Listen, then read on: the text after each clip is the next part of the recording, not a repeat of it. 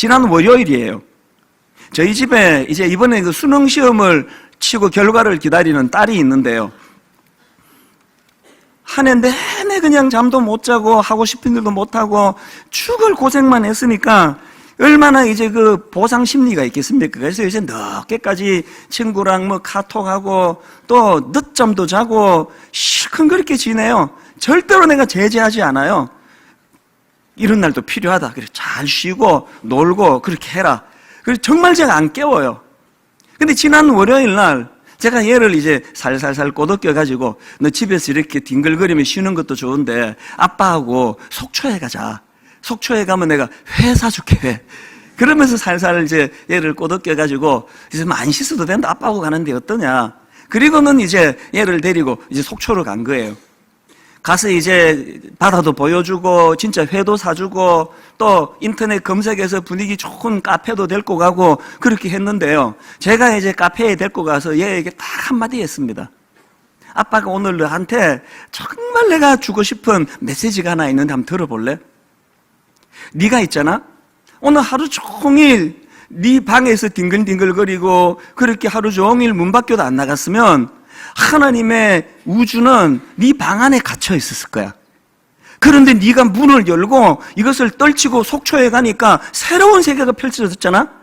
바다가 있고 이 아름다운 카페가 있고 식당이 눈에 보이고 속초까지 오는 과정에 수많은 풍경이 있고 네 인생의 이 날을 잊지 말거라.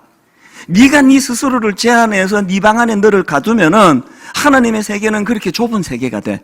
그러나 이걸 떨치고 커튼을 열어젖히고 바깥 세계로 달려나가면 네가 지금까지 구경도 해보지 못한 놀라운 새로운 세계가 네 앞에 펼쳐져 있을 거야. 근데 이야기를 하면서 보니까 얘가 약간 좀 감동을 받는 것 같아요. 보통 때는 제 얘기 들으면 이제 막 시계 쳐다보고 이러는데 감동을 받는 것 같아서 내 속으로 월요일날 피곤한데 내가 여기까지 오길 잘했다 그런 생각을 했는데요. 여러분이 주 안에서 제 형님이고 누나고 동생들 아닙니까? 똑같은 마음으로 제가 여러분 한 분 한 분 속초로 모시고 가가지고 회 사드리면서 이 말씀을 드리고 싶은데요. 형제가 좀 많다 보니까 회는 각자 사드시고요. 꼭 속초에 한번 가세요. 강릉도 좋습니다. 하나님이 우리에게 주신 세계는 그 넓이와 깊이는 내가 결정하는 거예요. 내가 내 인생을 내 독방에 가둬놓고 커튼 닫아놓고 있으면 하나님의 세계는 그렇게 좁은 세계밖에 안 되는 거예요. 그러나 문을 열고 박차고 나가면은 그만큼 하나님의 세계가 넓어지는 거 아닙니까? 롯과 아브라함의 차이가 바로 그거 아닙니까? 창세기 13장 14, 15절 한번 보시기 바랍니다. 롯이 아브라함을 떠난 후에 여호와께서 아브라함에게 이르시되 너는 눈을 들어 너 있는 곳에서 북쪽과 남쪽 그리고 동쪽과 서쪽을 바라보라. 보이는 땅을 내가 너와 내 자손에게 주리니 영원히 이르리라. 롯의 치명적인 결함이 뭡니까? 이 놀라운 하나님의 말씀이 들리지 않으니까 무궁무진한 놀라운 하나님의 세계가 안 보이니까 세상이 그 썩어빠진 소돔을 택해가지고 그렇게 같이 망해버린 게 이게 롯 아니냐고요. 저는 분당 우리 교회 모든 성도님들이 그리스도의 십자가로 인한 긍지가 회복되기를 바랍니다. 나는 택함받은 하나님의 자녀야. 이 긍지가 나를 눈을 동서남북으로 뜨게 해주시는 하나님의 말씀이 들어오는, 그래서 이것이 우리를 성장시킴으로 말미암아 누가 저보고 작년에 그러더라고요. 목사님, 2014년도가 목사님의 전성기입니다. 내가 속으로 이야기했습니다. 천만의 말씀이에요. 어떻게 내 전성기가 이렇게 하고 끝나겠냐고.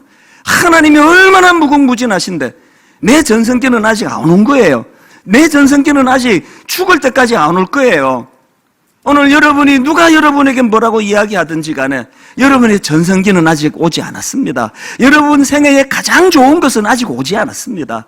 2015년도 여러분에게 이 눈이 떠여지는 은혜의 한 해가 되시기를 바랍니다. 그런가 하면 세 번째로 감탄사가 있는 인생이 되기 위해서 회복해야 될 게 하나 더 있는데요. 나눔이라는 단어를 회복하셔야 됩니다. 여러분, 우리 교회의 구호 같은 말씀 로마서 12장 15절 잊지 마시기를 바랍니다. 즐거워하는 자들과 함께 즐거워하고 우는 자들과 함께 울라. 최근에 저는 테드 스탠리라는 사람의 이야기를 제가 들었는데요. 이분은 미국의 재벌 중에 한 사람이고요. 가장 많은 그 기부를 한 사람 중에 한 사람이래요. 그런데 불행하게도 이 테드 스탠이라는 이 재벌의 대학생 아들이 정신병이 찾아온 거예요. 그 아들이 정부 요원이 자기를 미행하고 있다는 이 망상에 빠져가지고요, 세상에 사흘 밤낮을 뉴욕의 지하철 터널 뒤에서 누가 자기를 잡으러 오니까 미친 듯이 사흘 밤낮을 그렇게 뛴 적도 있고요, 식료품 가게에서 자기 옷을 다 벗어 던진 적이 있고, 그래가지고 참 가슴 아프게도 경찰에게 붙잡혀가지고 정신병원으로 인도가 된 거예요. 이 참담한 거 아닙니까? 병명이 조울증 진단이 난 거예요. 그런데 아버지가 가만히 뒀겠습니까? 그 일로 학교도 그만두고 그렇게 병원에 입원하고 그랬는데 2년 만에 최고의 약을 쓰고 최고의 의사를 붙이고 그랬겠죠. 2년 만에 완치가 된 거예요. 그래서 이제 다시 대학교로 복귀를 하고, 놀랍게도 그 아들이 대학을 졸업하고 변호사가 됐대, 변호사. 행복 끝, 불행 시작 아닙니까? 근데 이분의 이야기는 지금부터예요. 그렇게 아들이 고침을 받고 변호사로 떳떳한 사회인이 됐는데, 아버지 테드 스탠리가 그 아들이 치유가 된 이후에도 계속 마음이 편하지 않더라는 거예요. 조울증을 앓는 자기 아들을 통해 가지고 다른 정신질환 환자들의 고통이 느껴지기 시작했는데, 자기 아들은 부자 아버지 만나가지고 한없이 치료를 받아가지고 완치가 됐지만 오늘도 어려운 주변에 많은 사람들이 고통 중에 있을 텐데, 더군다나 이 테드 스탠리가 알아보니까 많은 제약회사들이 이제 이 정신질환 신약 연구 이 수익성이 없다 그러면서 이 연구를 줄줄이 포기한다는 소식이 들려져 가지고 이 테드 스탠리가 비장한 결심을 한 거예요. 그래서 작년에 이분이 생체의학 연구센터에다가 정신질환 연구로 써달라 그러면서 얼마를 기증한지 아십니까? 달러로 6억 5천만 달러. 이게 우리 돈으로 환산하니까 7,100억 원이에요. 7,100억 원. 이 천문학적인 숫자를 기정을 한 거예요. 그러면서 이분이 하는 말이 이랬습니다. 삶이 회복된 내 아들처럼 정신질환을 가진 다른 사람들에게도 행복한 결말을 선사하고 싶어 기부를 마음먹었다. 저는 이분이 크리스찬이라고 확신합니다. 크리스찬이어야만 해요.